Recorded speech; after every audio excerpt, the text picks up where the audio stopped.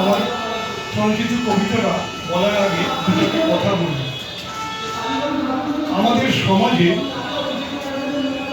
যারা প্রান্তিক, যারা দুর্বল মানুষ, তাদেরকে উচ্চ শ্রেণী লোক এবং রাজনৈতিক যারা নেতা নেত্রী তারা বলে থাকেন, তোমার এই দুঃখ কষ্টের জন্য তোমার নিয়তি দায়ী।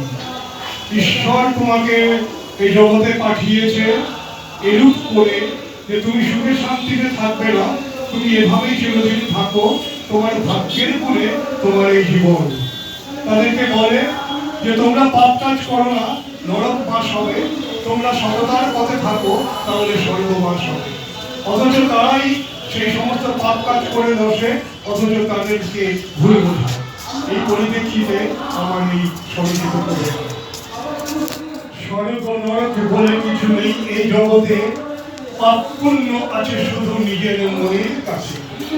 এই জগতে জন্ম আমার শ্রেষ্ঠ জীব মানুষ রূপে, প্রকৃতির এই সৃষ্টিকে ভালোবাসি চিরতর।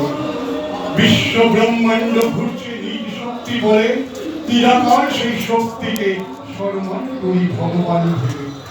কোথা থেকে এলাম কোথা যাব চলে, ভাবি না এভাবে, জীবন মরণ আছে শুধু সময়ের কাছে। নমস্কার।